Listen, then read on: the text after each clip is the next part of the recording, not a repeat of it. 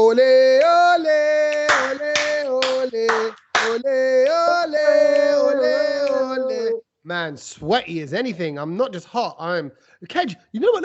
Look at Kedge's face on this video. Right, we're on Zoom, by the way. We're doing this online on Skype.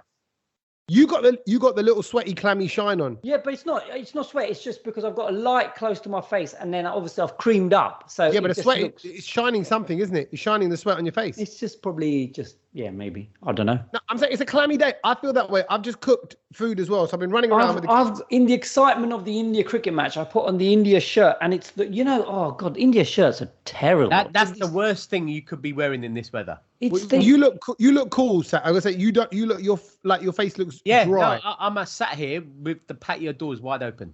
Okay, fine. Lovely. I'm facing the patio door.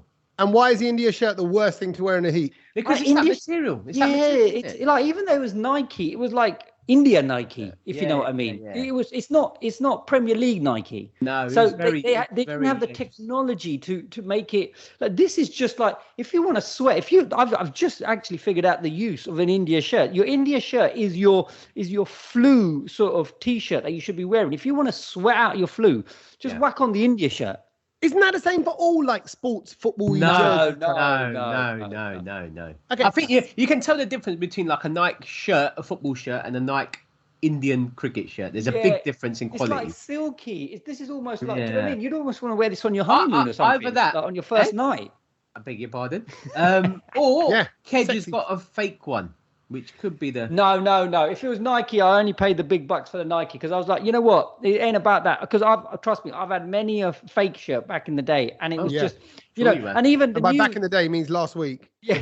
Well, let's not go there. Versace, Nike, I've done it all. But the new Nike, the new India shirt. My God, they don't know how to make sportswear, that MPL or whatever it's called, and it's terrible. That looks like something like my grandma stitched together. It's I can't believe professional sports people are playing in a kit like that. It's terrible. And I've touched it. Has anyone touched the actual replica, that kit that India cricket team wears? Everyone touched it. I don't go on stroking men. Well, no, but so basically, my cousin had it, and I had a feel of it. Oh, it's terrible. Your cousin. And it's terrible, that material. It's like it's like just us, like the Brown Load, making sports kit. All of a sudden, we got no idea of any technology. Do you know what I think about the India shirts? One thing I always notice: they don't fit right. Oh yeah, like, the fit's not right, is it? It's because India M, L, and S is just next level sizes.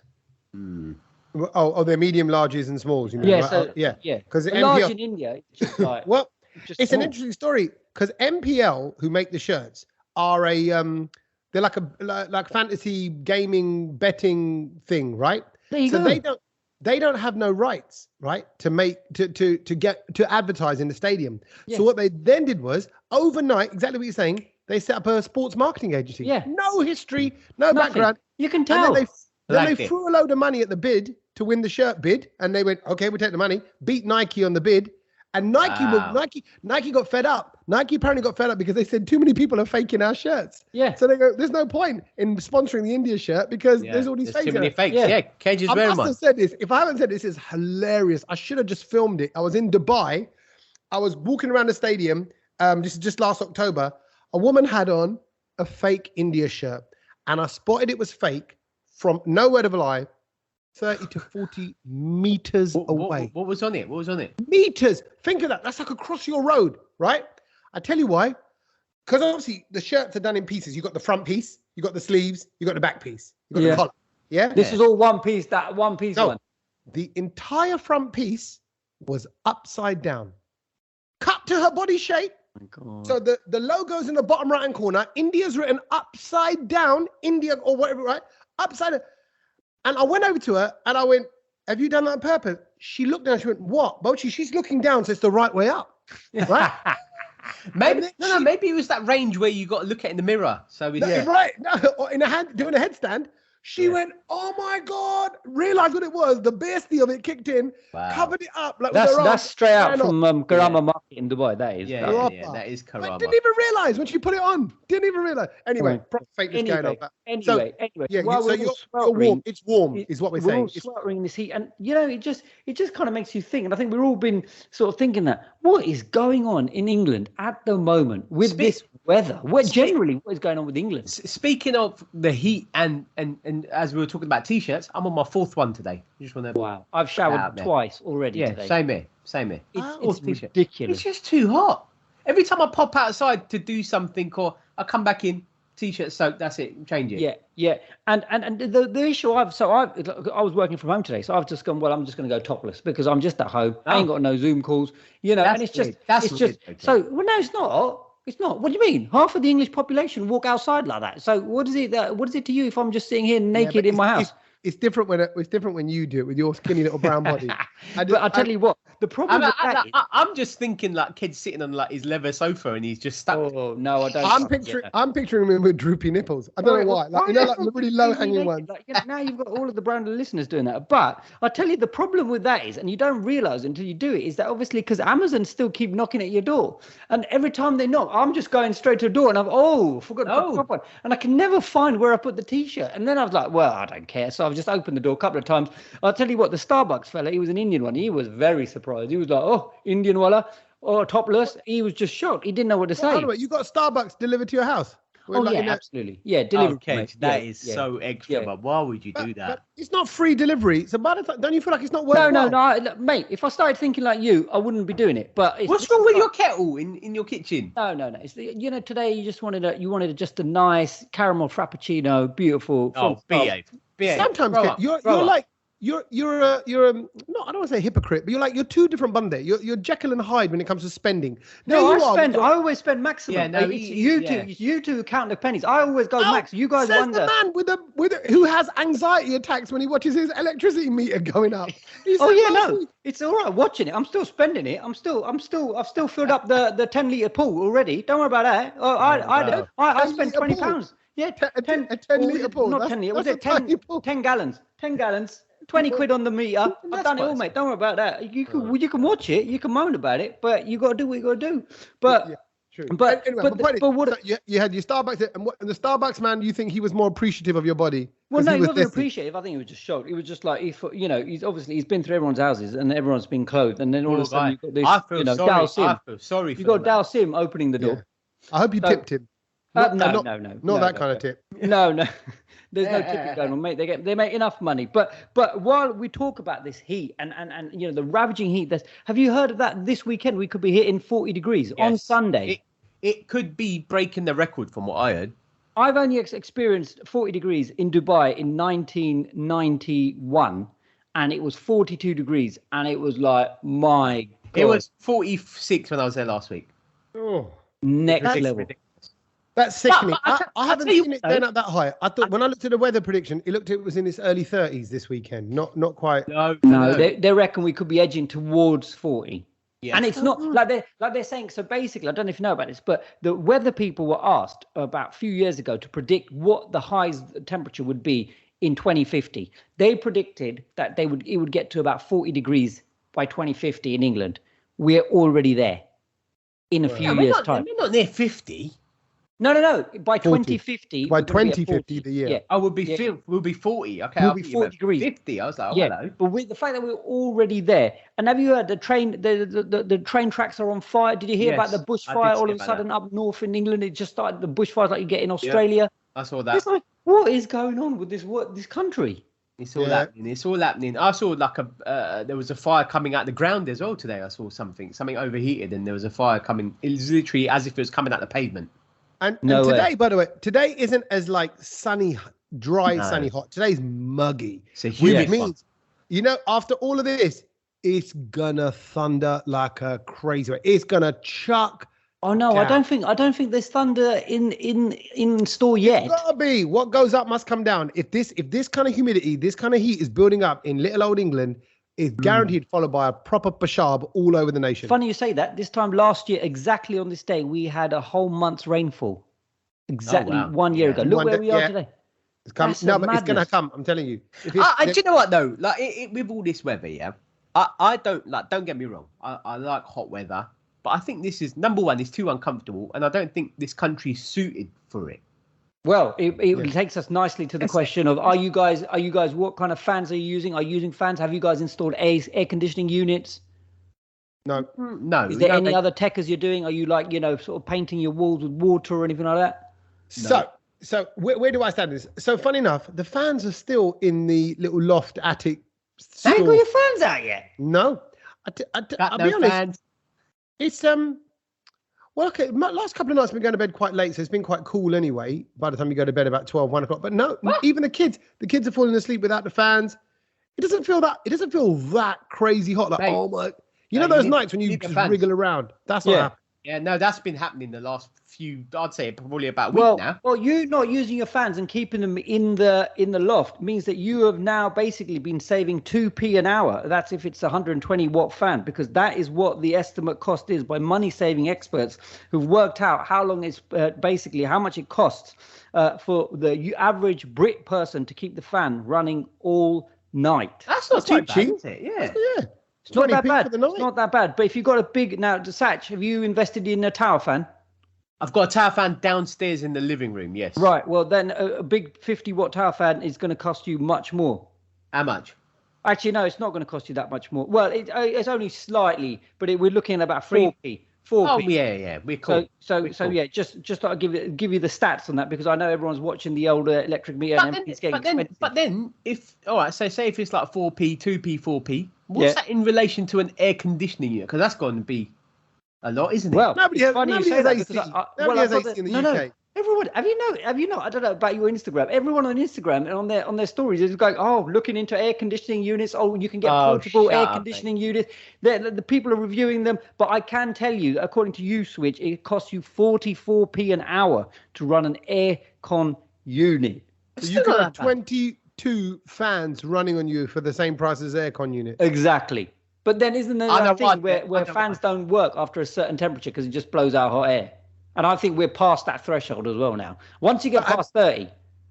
I've heard about those techniques. If you put a bowl of cold water in front of the fan. That's always stupid. I've tried that. That's stupid. Wet towel on it or something as well. The only thing I haven't tried is putting cold water in a hot water bottle, freezing it, and then putting it into your bed. I just think that'd be disgusting. Yeah. Something like a frozen hot water bottle doesn't feel very nice. Yeah. And it's slowly defrosting in between your thighs. No, but that's no, I'm not sure about that. But like, I think you're gonna think it's gonna feel like you peshaved yourself. It's gonna feel like you have. Especially in the morning, it's gonna feel weird. Yeah, slashy. It's more slash. No, it's odd. So we're in the midst. So we're in the midst of all of that. And then have you guys seen? So hang on, Kedge, are you getting an air conditioning unit as you? No. Someone's trying to sell it. I'm not that. Like Tommy, I'm not that fussed with the heat at night. I just knock out. Do you know what I mean? So it's like last night was the first night I put the fan on, but it didn't really. Do you know what I mean? I just knocked out and then I was fast asleep. But have you noticed that again? When I said what is going on with England, have you guys noticed the gritters are being used as well? Because where's the snow? Well, exactly. Gritters is like we're thinking, they just spread the salt, but actually they're spreading water because the tarmac's melting, so they've got to cool it down. This is a madness. When Sad says that we're not ready for it, we ain't ready for it. But we're not ready. This country's. I've always said this. I've said this for so many years that we're not ready for anything in extreme. No extreme snow. No extreme rain. No extreme. Frost, leaves falling on the tracks, all that. Like, if anything comes in a crazy amount, whereas like Canada and that lot laugh. I remember I watched a Russell Howard sketch. Russell, the stand-up comedian, and he was out in America. He was out in Australia, and he's doing this bit, and he's pissing up. He's cracking up halfway through. He's saying it. He goes, "We're in the middle of a heat wave in England," and the whole Australian audience just starts laughing at that alone because they're like, "Go on, tell us about your heat wave." And he went, "It's 31 degrees," and the place erupts in laughter. Like, that ain't no heat wave. It's a joke. They're equipped and also it's weird that we are now under some severe warning, like in England, right? Yeah. Oh my God, this, that, and the other, and yet we pay money to go to this temperature and everyone's like acting buggle and it's No, fine. but I tell you what about that though, Kedge. Whenever you're on holiday and you're sat outside on the beach, 35 degrees, it feels nice. Whereas if you're in London, where we are, especially, I don't know what the summer's like in like the Midlands or up north. It might be a bit different, might be a bit cooler and bearable. But in London, in the city, I think it's just too hot. It is too hot. It really is too hot. And also, like, when Tommy was saying that whatever goes up must come down, we're going to be in for some massive sort of storms. But already, weather people have already now predicted, because we've had this massive escalation in heat, it means that we are in for some real cold temperatures come winter. Now, we also know that, but because of that and the rising cost of energy bills as well, they reckon, now this is something to think about, just food for thought. They reckon because there's so much pressure being put on so what will happen is it will get really cold and everyone's going to start wanting to heat their house up. It's going to start getting expensive. All of this is going to be extra. Again, like you said, we can't deal with any extremes. So now they reckon that this winter we're going to start having power cuts because we ain't going to be able to handle it. So they're saying that there needs to be a massive PR campaign to say, start eating your dinner early, because all of this stuff, the grid is going to start switching off in the evening. And so you won't be able to cook, lights, all of that kind of stuff. Wow. So people are like India. It's like India, mate. Well, this is it. And this is, this is one of the things the government are going to have to address, whoever comes into power, because they need that. We can't just worry about people partying and COVID and stuff like that. We need to start looking forward. We're not going to be able to eat. We're going to be eating around candles. On. I've worked out your genius plan here, Kedge. Go on. You know where he's going with this, Sach? Go on. He's going to say, right, so we're all, come winter time, going to have to go bed earlier. So if you, Sach, as a DJ, needs to DJ, you got to DJ in the daytime, which brings it back to his daytime garage brunch that he wants to do. So he's going to go, look, Sach, let's start lining up right now. Daytime gigs. Ain't happening. So really what you're saying is daytime gigs are ahead of the game. That's where we should be going. Exactly, because there will be no electricity, probably by 5 o'clock. And everyone will be home by 6 o'clock, mash up, asleep, ready to go to bed. And that's it, because there'll be nothing else to do. To be honest with you, I think this whole energy thing is the last thing the government need to worry about since what's happened in the last. Why? The government's brilliant here in England. We are being managed and looked after by the best. We have so many people that are putting themselves forward to be a great leader. We're sport for choice. We're sport for choice. Honestly, I don't know where to look. In just a week, it was this time last week when we recorded the podcast. What had happened? Rishi and Sajid had just done a little resigned. Right, we can't back this bunda anymore. We're out. Ship. Yeah. Right? And we were like, oh, breaking news, because that was on a Tuesday last week. And now here we are, Tuesday again. 1 week later, Boris has now resigned. The whole party's in a bit of disarray. The country's in a bit of disarray. And they're looking for their next leader. And I got to say, Sajid's in the mix. Rishi's obviously in the mix. Rishi's in the mix. Who's that? Who's Manar? What's her name? Manawi. Am I saying it right? Zahawi. Zahawi. In it. Yeah, right? Yeah. So you got Priti Patel's not in it. Priti Patel's not in it. She has now ruled herself out of the race. So couple of horses have fallen today. Oh, okay. Why did she rule herself out? I'm not saying Priti looks like a horse. I'm just saying that, like, as in it's a horse race. That's why. Yeah. But I was gonna find another horse analogy. I'm gonna go, but she is very stable. Oh, people say she might not be stable. Yeah, I think she's I didn't want to see. I was going to say the other one, but I'm scared of her. She scares me, and I want all my family to stay in the country. You don't want to get deported. I know. No, exactly. She's in a very powerful position at the moment. We've got youth. I can just about take this heat. I mean, if she deports me to India, I ain't able to handle the heat. So I better stay here. But you cuss politicians. I've kind of worked out you got to do it a bit tactically because they're in charge of important stuff. Like Grant Shapps, he's the transport minister. It doesn't matter. You can cuss him. What's he going to do? Well, no, the trains, everything, an absolute mess at the moment. So I don't go on the trains. It's cool. Okay. Yeah. And just speaking of him, he's just pulled out literally a second ago before we started, and he said he's back in Rishi now. So from what I'm looking at, Rishi's the front runner. Rishi is it does look like he is a front runner in this game. I mean, I've got to say, and because obviously I'm in and around the digital world, he had his video up very quickly. As soon as Boris resigned, he had his social media campaign. Apparently he registered that, that, what's his slogan? Ready for Rishi. Ready for Rishi. That was registered in December. Yeah. He's had it all set. Like that video was ready. So that got leaked. That got leaked was the GoDaddy domain name for readyforrishi.com was ready since December. And that's why everyone was like, man, overnight. So he's stepping back on Tuesday, and then like 2 days later, he's got this slick video, well produced, all this kind of stuff, a speech. He all looks all calm and cool. And there was no referencing, because if that video was fresh that week, he would have been like, right, guys, this week's been a very interesting week. I've taken some big steps, disaster. you know. I have to back my principles, and I'm doing this but it wasn't. It was just a campaign video. Like fresh. It was brilliant. I've got to give it to him. Like, and there was a lot of people who were messaging me going, Kedge, have you made it or anything like that? I was like, but whoever made it is. Yeah, because the lighting was a bit dodgy at parts. It did look like a. It was very good, actually. It's probably a bit beyond my capabilities, but it was very, very good. And I've got to say, Desis don't normally put money into a digital team because they just think it's a waste of time. But that was brilliant. Look at Kedge using this to somehow make a dig at the Asian media scene there. No.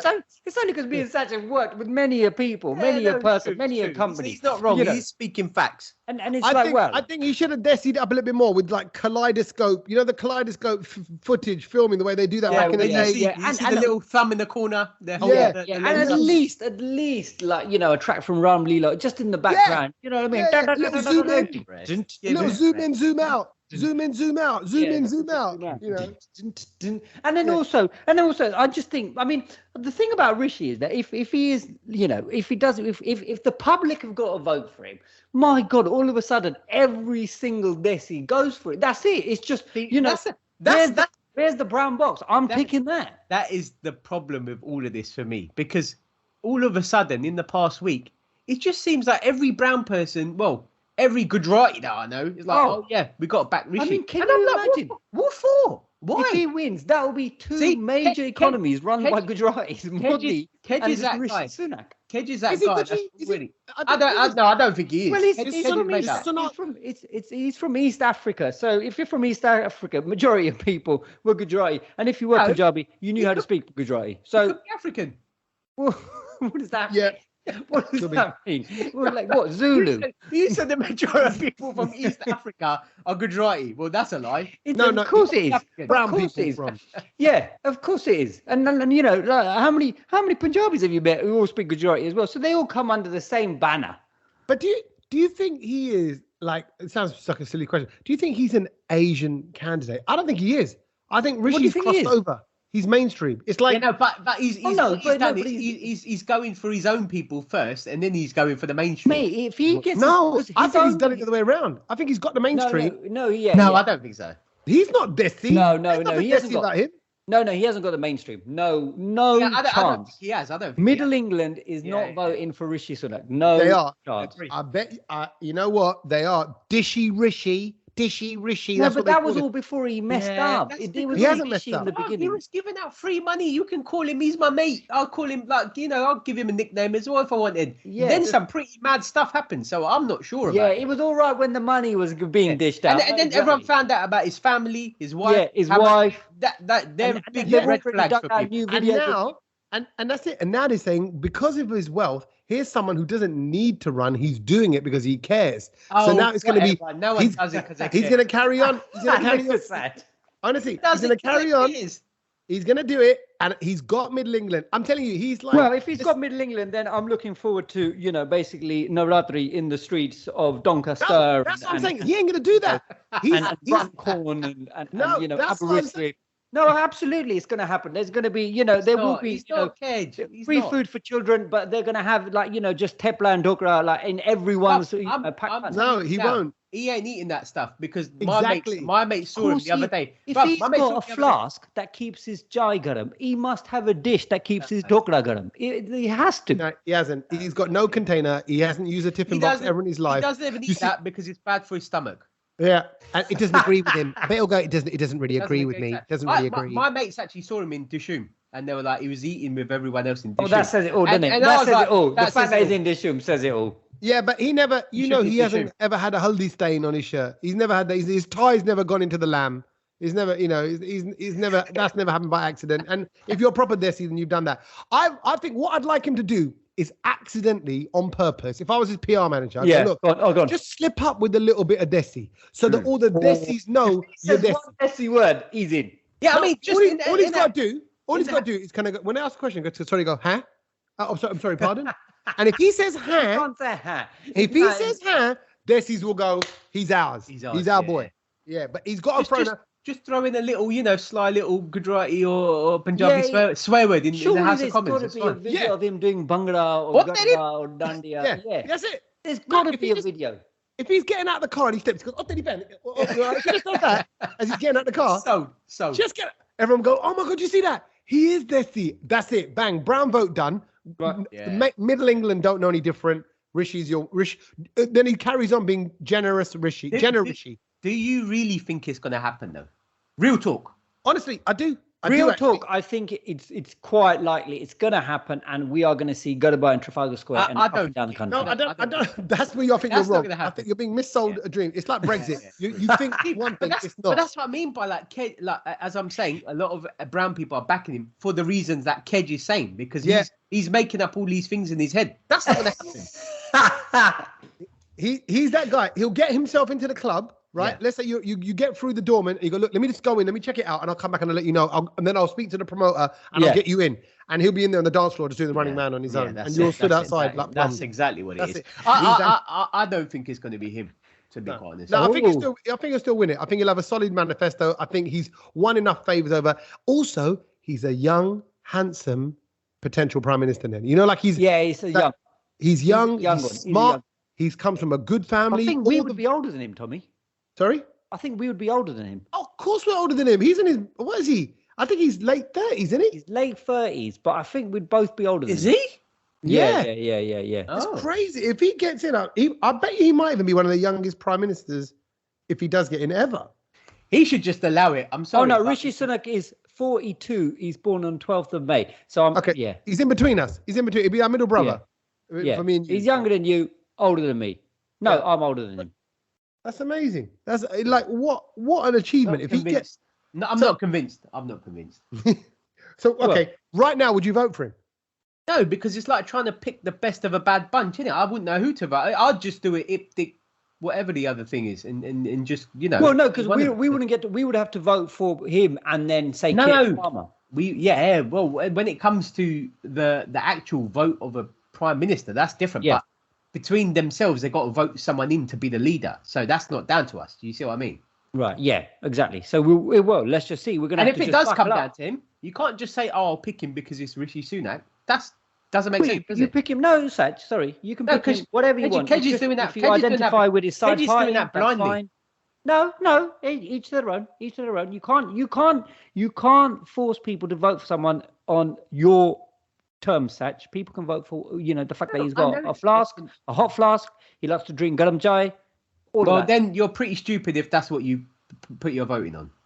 He might like a little bit of chakri with his chai. And if he did, you'd vote for him. Oh, I'm well in. That sums it up. Hold on a minute. Just throw into the mix. Keir Starmer? No love there? No, I don't like him either. I don't care. Boring. His voice just annoys me. Yeah. Has anybody ever done Keir Starmer to the tune of Infarmer? Keir Starmer. Every time I hear him down, I think Keir Starmer needs to do Infarmer, the remix. If that hasn't been done, someone's got to do that. Every time I hear his name, it just reminds me of Keir. Yeah. And that's another reason probably why I'd vote for him as well. I'd be really torn between the two because Gujarati Keir, got Gujarati Sunak. It's hard, like for Gujarati. What's Gujarati Keir like? Is it because I'm thinking my Punjabi Keir is always like it's sweet, it's creamy. It's the same. It's the same. No, but you lot Kedge is just trying to segregate us from everyone else. It's the same, bruv. It's the same. Even like your sullen or your shark, your sauces are then a little bit. I think the masala is slightly different to the Punjabi Keir and the Gujarati Keir. What did you say? Salon. We go to the same salons, mate. Yeah. No, sullen is the Urdu word, isn't it? For like the sauce, the water. Not Gujarati barbers. curries are normally a bit waterier. Yes, Punjabi curries tend to be a bit thicker in their sauce. Yeah, because there's a lot more creamage added to it. Whereas Gujarati, it's like the way they've done the onions and that. It's like it's just I think Punjabis chop bigger, Gujaratis chop smaller. That's again a big difference in it. All the portions in general. Yes. Right. Yeah. But what I'm saying, the key, what's the key to consistency like on a? Well, it depends who's making it, but I mean, I'm not a fan of kid to be fair, but it's. I like it. It's got to be. It's got to be thick. It's got to be thick. Yeah. Raisins? No. Yeah, I like them. Oh. Well, my mum never put raisins in them. Nuts and raisins. That's a no. Raisins is a definite no, mate. Kedge's voice changed completely. My mum never put raisins in them. Nah, mate, that ain't about that life. So anyway, we've spoken about that. Any other thing? Anything else? Any other business that we need to? Of course we do. What We need to talk about Sach and what he WhatsApped us. I was going to say, I can't believe this. God. And I wanted to. I said to Sach, you need to share this on the podcast because I wasn't sure about it because it is quite. It's shocking. I think. Yeah, No, I would put it more sort of loosely as it's a bit Rudy Doody. It is Rudy, but it's personal. It's quite graphic. Yeah. And yet this is a very much standard part of life, and what you did, millions of people will have done. But yes, what we discovered along the way is that I'm like, oh wow, that actually happened. So anyway, let's tell everybody what it is. You were giving blood today, and you had to fill out a form. Yes. To before you give blood, they want to check you out. That's right. So you basically have to fill out a form every time you give blood. It's just a general questionnaire. Yeah. And this is my 9th time that I've donated. And to be fair, I always find that the questions do change every time. So has it? It's not a standard form. It is a standard form, but they sort of change it. And I sort of donate. How many pages? It's just one side, one sheet of paper, A4, one side. That's it. How long have you got to fill it out? Is there a time limit? Kedge wants details. Like, you get marked at the end. No, like I was thinking. It's not one of them ones blood, and I've got to give you. I have to give you my. No, it's a tick box. It's a tick box thing. You can sit there in the place and do it, or they send it to your house and you do it before you go. I always like preparing it before because when you get in there, bang, straight in. No messing around. Do you know what I mean? But this morning actually, I was filling the form out. And I don't know why, but I just took a snap and I sent it to you. And I was just like, "Oh, boys, have a look at this." I can't believe this is the form. And to me, it was quite straightforward because I've seen these questions before, and I was just like, "Okay, yeah, cool, it's fine. I mean, I'll answer them." But you boys, are you sure you went to give blood and nothing else? No, it was blood.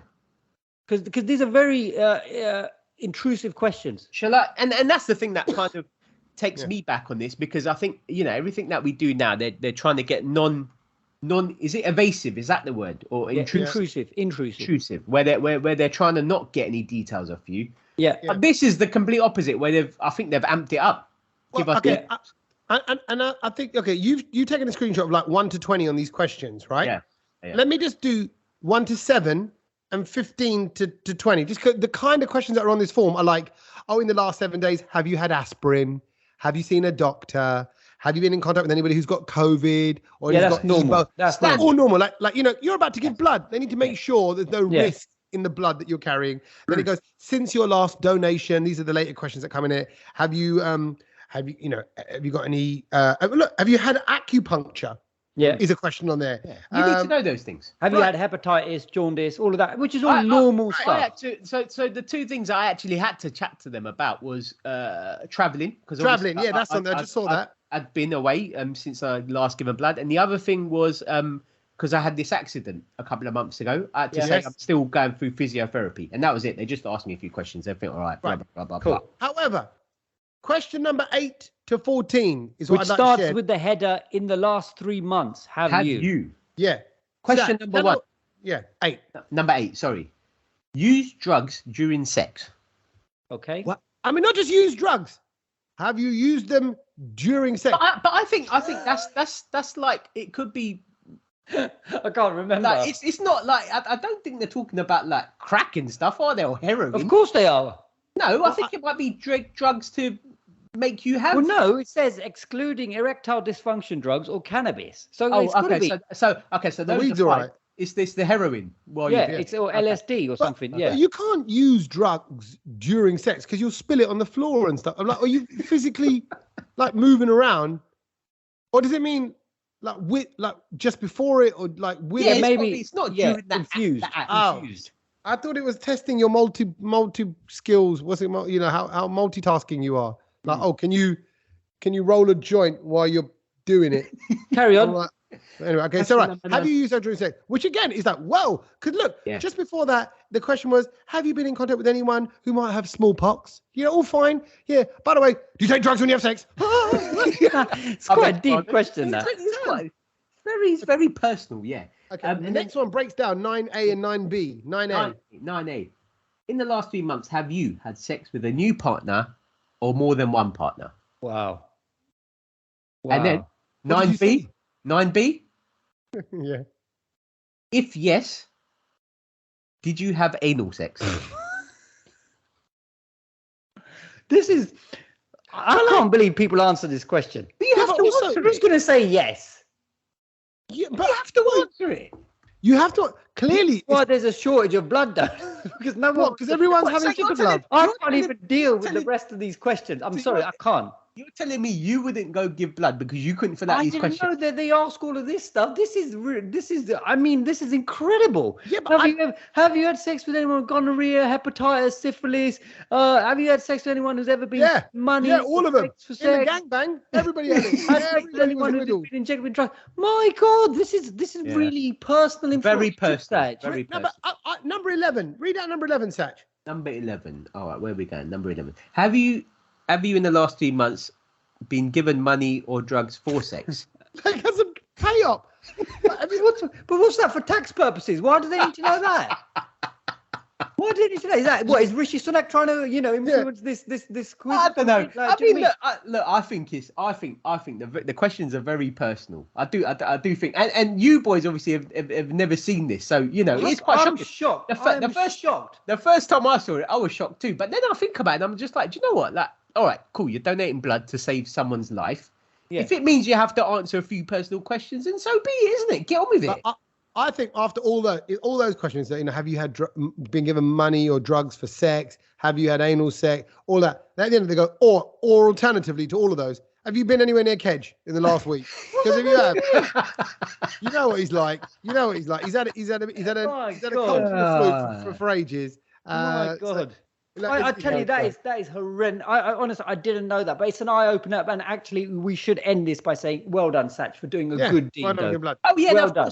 And I always go there. And if there's always one thing that I do when I go and give blood is I always post about it online, because I'm like, if it at least raising awareness makes one other person do it out of like 2,000 odd people that follow me on Instagram. If it makes one person say, I want to go do it, then that's quite a good thing, isn't it? Really? Yeah, it is. And I got to say, I was there again today. There's probably about 30, 40 people in the whole hall sort of sitting there. I was the only brown person there. Yeah. Asian people don't do that. We don't do that. We need to do more of it. And can I just say, my mum had a knee operation 2 weeks ago. And when she was in the hospital, they had to, because of blood loss or whatever, I don't know, something that must happen, they had to top up her bloods. They had to give her more blood. And that was just there in the bank. And I'm like, that's from people that have donated that. Yeah. That's when you realise. Your blood, Sach, might be running in my mum right now. Like, her engine is running off of your oil. You mean she might become a sick DJ? In which case, my mum might start DJing. My mum she might start swearing more. Incredible. Mum, what do you think of that film? Shit. Mum, what's happened to you? Shut up. I'll tell him to go piss off. I'm like, all right. You're telling it to Sach. Definitely my blood. Yeah, exactly. No, but definitely, I think if you can, then you do have the opportunity to go do it. Please go do it. Yeah, exactly. And thank you on behalf of everyone who does it. And speaking of doing something, you're going away, you told me? Yeah, well, we're going away at the end of the month. So actually, we've got to work out the podcast. I'm away for a good couple of weeks because actually, I'm very excited about this bit. It's a proper Punjabi wedding in Toronto. Right. And we're going to Canada, family wedding, actually on my missus' side. And the good thing about that is my missus there with all her family, her sisters, her nephews who can play with Milo and Logan. I can effectively chill. Like, I'm not, because she's got all her peoples around her, and I'm typical Punjabi. I'm going to her mama's house. Oh, so no one will care about you. Yeah, in a good way. But that's a good thing. Yeah. Leave me alone. Let me just relax, enjoy the Canada sunshine, go for a jog, go for my little run, play basketball outside. It's sunny till quite late. The weather's supposed to be really good, but So I'm full on looking forward to like, a good 9-day wedding, and they've broken it all down. So they got all the things. 9-day wedding. Yeah. And they're sort of, oh God, the talk of outfits has been going on for weeks in the house about this. How many you got to do? Oh, well, honestly, have I sorted out anything? We're going in 12 days and get my missus. That's plenty of times. Probably wouldn't have even moved yet. But my missus has planned the boys' outfits, Milo and Logan's outfits, and she wants me to coordinate with them. And I'm like, I don't want to be that guy. I don't want to be that guy that walks into a wedding who looks like he's purposely dressed the same. Everyone is that guy nowadays. Is it like all matching bow ties and but waistcoats? Not quite that. But it's more like, wear a similar sort of chino trouser. We're going blue. Let's go blue. Yeah. Light chinos that day, dark shirt, dark chinos that day, light shirt, whatever it is. Don't you just sometimes if that was me, I'd pack everything and then just kind of deal with it on the day. Why would you? Right. See how you feel? No, that's not allowed. You can't pack everything. You got to plan. No. Just but just pack roughly everything and be like, today I want to wear this. Yeah. Breaking news, by the way. I think Sajid Javid has pulled out of the race. Oh, is that breaking news? Wow. Yeah, breaking news just now. Wow. So which means he's going to back Rishi now as well. Yeah, probably. Okay. Carry on. Sorry, Tommy, to interrupt that. I want to pull out. I want to pull out of the matching clothes. No, race. don't pull out anything. Sorry. Right. Okay, fine. Especially not while we're on a video call. Yeah, exactly. Yeah. Right. So you want to pull out the matching clothes? Because is that annoying? Have you had this? Have you had a conversation yet with the missus? No. And that's what's weird is she's been showing me all the outfits. She's, look, I got this and I got that, and this is really nice, and this all goes, and I'm going to wear this for the Sangeet, and this is going to be for that night, and I'm like, brilliant. I just don't care enough. I know they're my kids. I mean, because it's normally it's a newly married couple who do that vibe. It's a newly married couple vibe, isn't it? Like, like if she's got a yellow sari, he'll bust out the yellow tie and a little yellow handkerchief. She doesn't want to match me. She's matching me and the boys, or she wants to match the boys definitely, right? And then me with them, and then she's gonna do her own thing. So it's not even okay. Oh, that's nice. That's nice. That's. I mean, yeah. But if I saw a guy who walked into a wedding and he's matched with the same clothes as his kid, I go, what a plum. I see that. I see that every week. No, but then you go, strong wife. No, you would. What a plum. You would. I don't know. Almost what I'd want to be more about the boys. I'd want to say to the boys, like what you said, Sach.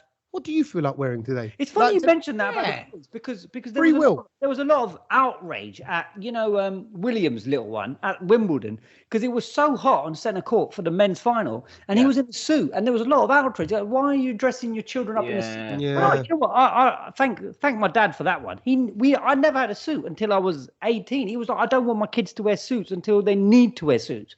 So it was like I was quite lucky I didn't have to do that sort of fake tie or the elasticated your neck, and I just never did any of that. It was always just like at most just a shirt. Exactly. Yeah, little dotty. That's it. Just free will. That's why you go right now with your topless. But here's my thing though about Canada, right? And I want to share this with you. And I'm almost a little bit. There's a little bit of apprehension. Part of me feels like I should not do this thing, but I'm gonna run it past you. Just very quickly before we move on, does your wife know that you're feeling like this? Have you had that? No, we've had no conversation about it. No, he's having his therapy class now. Does she listen to the Brownload? Yeah, she does, and she'll find out, and it's fine. She finds out most of the stuff. She goes, I'm having to hear this through you broadcasting it, or even comedy nights. You know, like when I'm doing a comedy night, she'll go, so you're not around on the 28th of August. I'm like, oh, am I not? She goes, I've just seen it come up on a flyer. You're in Solihull, whatever. And I'm like, oh, yeah. She goes, sorry about that. You didn't add it to the family diary. Yeah. Family diary. She loves family diaries. She loves lists. Let's make a list. Let's sit down and make a list. I love that. Anyway, so my thing though about Canada, here's what I'm more concerned about. It's all about me. Forget the family trip and all that. Wonderland. Canada's Wonderland. Have you ever been? No. What is that? Disneyland. What's that? Oh, yeah. It's their huge theme park. It's the mega one. What's anxiety about that? It's brilliant. I'd love to go there. They got water parks. They got rides. They got roller coasters that do everything. Yeah. It's massive. That sounds sick. I've never been. Okay. When I went to Canada as a youngster. Are you scared?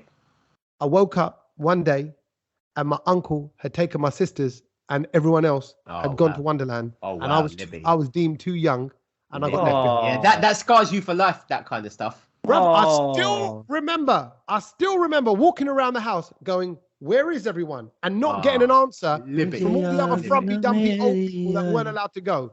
And they all look at me. And now I'm like, well, where is it? And they're going, oh, they'll be back soon. They'll be back soon. And they came back with candy floss. And I remember that. And a giant teddy and Wonderland baseball caps and stuff.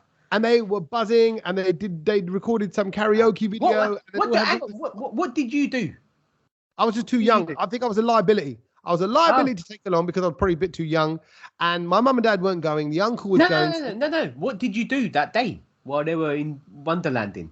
I think I blocked it out. You know when you're scarred from bad, painful memories, you block it out. I don't remember. I remember, but I can still picture walking around kind of going like, hey, it was like Home Alone moment. Like, where is everyone? Kevin! So now I'm like, do I put a little stubborn one on Wonderland and not go, or do I take my kids there? Do I kind of go, let's break the cycle? Because part of me wants to kind of go, no, forget it. I don't want to go Wonderland. Screw you, Wonderland. And screw anyone who wants to go there. I'm not interested. If that was me and Wonderland are done. That's it. That relationship. Yeah. We ain't doing that, man. So what do I do, Kedge? Do I hold a stubborn one and go, no more Wonderland? Or do I go, no, actually, that happened 40 odd years ago. Is that Mama who took you coming? No, Chacha. Nah, he's not. No. Well, then I think you got to let it go. I think you got to start fresh for your kids and put it behind you, exercise the ghost and to let it just, accept it, put it through your body, feel the pain again, and then like just the mutter, let it out and you'll forget about it. But I think maybe you should take your sister because she knows what she's doing because you've never been there and she might take you around. And also you should go. I'm going with my wife's side. Right? Oh, so then it's completely fresh. You own it. You own it. Nah, brother, I'd get to the door and be like, do you know what? Sod you, Wonderland, and walk off the other way. Yeah, see? But can you imagine? Can't do your kids. Yeah, but can you imagine how amazing Wonderland would have been to like a young 7, 8, 9-year-old, wherever I was at the time, right? Yeah, at that age, it would have been magical.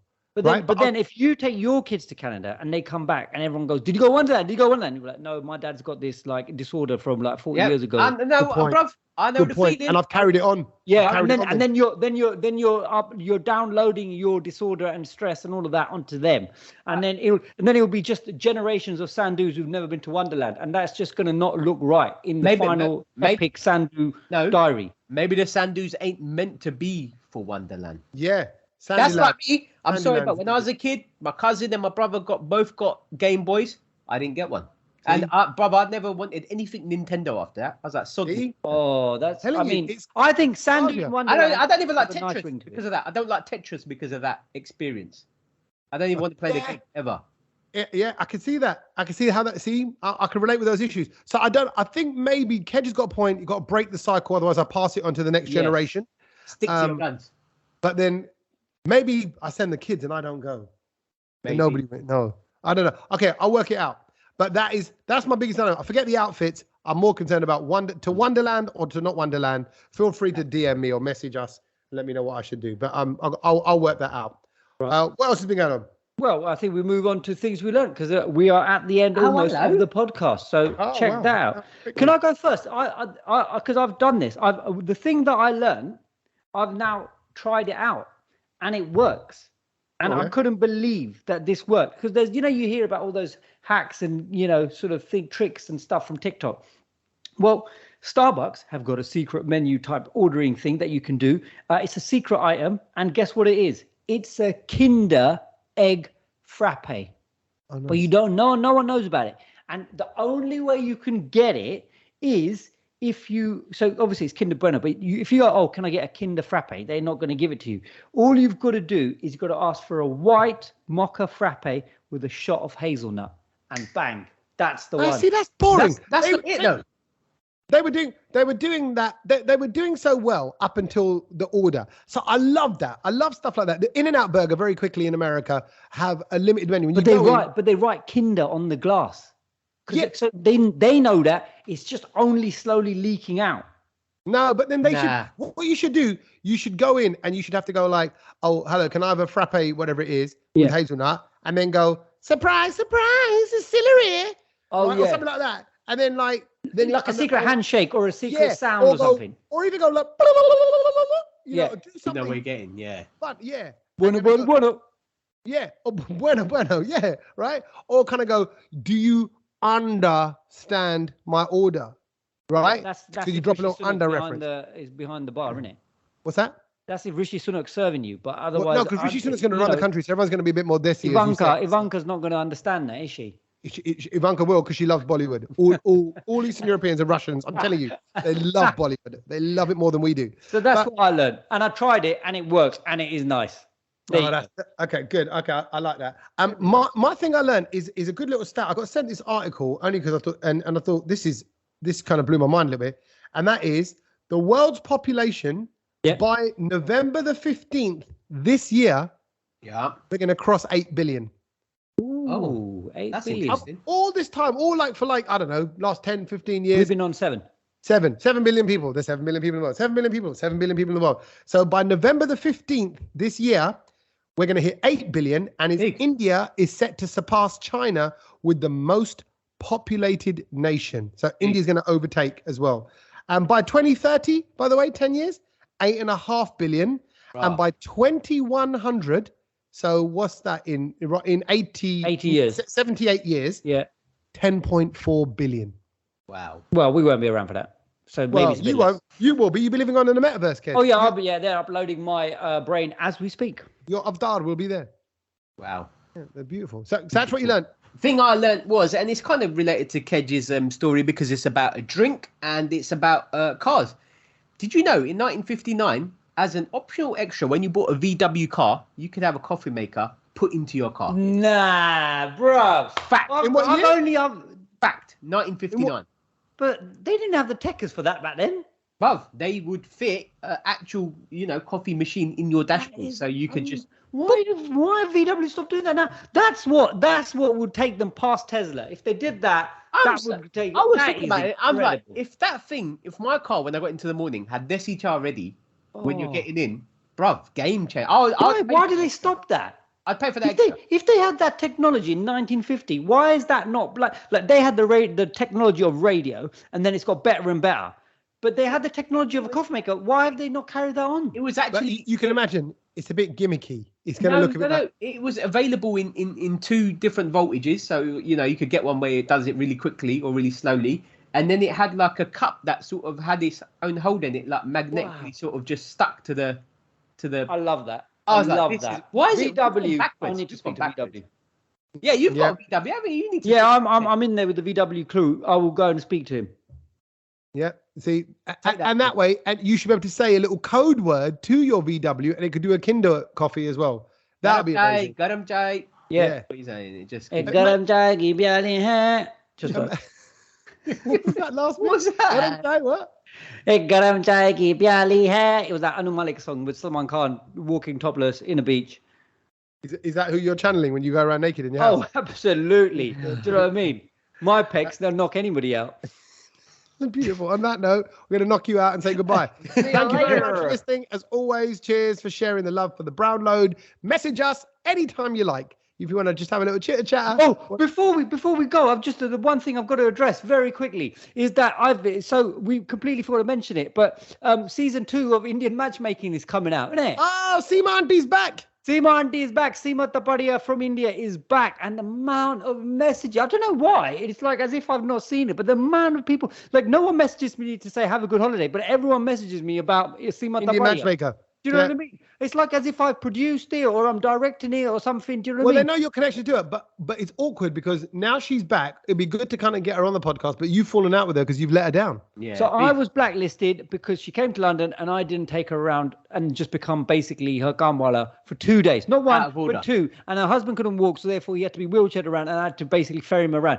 I said no to that. I even asked Tommy if he could do it. I even asked my parents if they could do it. I asked my uncle if they could do it. No one wanted to do it. My mum goes, who the hell is this woman? No, I'm not doing it, right? She got properly annoyed by it. Don't blame her. So I had to kind of just sort of wriggle my way out of it. She's blacklisted me. I've heard via ex-contestants on Indian matchmaking. So I thought, you know what? Who's the bigger person? Yeah. This is the update. I said, you know what? You are so not over it. You know what? I would love I would love to be there when you two just bump into each other. Oh, hello, Kedge. Oh, hello, Seema. So how have you been? Oh, you finally got time to say hello, have you? Yeah, can it be like a big old frosty?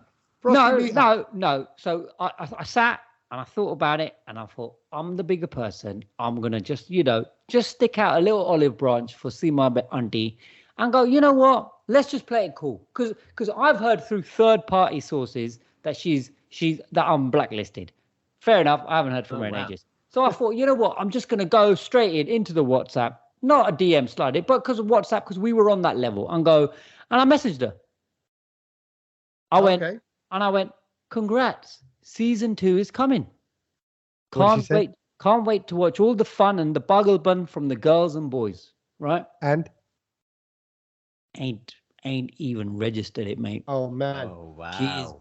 She's properly just so it's so great. in this one, I was reading about it. This one, season 2, she goes from Mumbai, not only just India. Yeah. She comes to Durham. She goes to North Carolina. Of course she comes to Durham. I know she comes to England, doesn't she? Because I didn't help her out, going around everywhere. And she's saying she was overwhelmed by all the love. This is her quote. Seema Taparia told Netflix, I'm overwhelmed by the love I've gotten and the appreciation. Wow. The Indian culture and my values. I know fans will love what's coming in season 2. Apart from Kedge, who turned out to be a real kutta. That's what it says. So I think it's over. I think the relationship, I tried. It's over. No more Seema Taparia. It's done and dusted, I think. Okay, so are you boycotting season 2 like Wonderland? No, I'll watch it. I still look. Like I said, I'm the bigger person. I still support her. She's fun. She got upset because I wasn't her kamwala for 2 days. But I got she's earning bucks and I'm not, and I've got a full-time job. Sorry, mate. Yeah, and hers is part-time. No, she's fully committed to her work. Thank you very much. She's it's full-time for her as well. Exactly. We love you, Seema. Me and Sach love you. So if you ever want to come down and just be on a podcast, you're more than welcome. I'd love to see the awkwardness of you and Kedge around now, particularly if she hears this. Okay. Until then, thanks a lot, boys. Cheers, Kedge. Cheers, Sach. Laters. And we'll catch you soon. Laters, boys. Laters.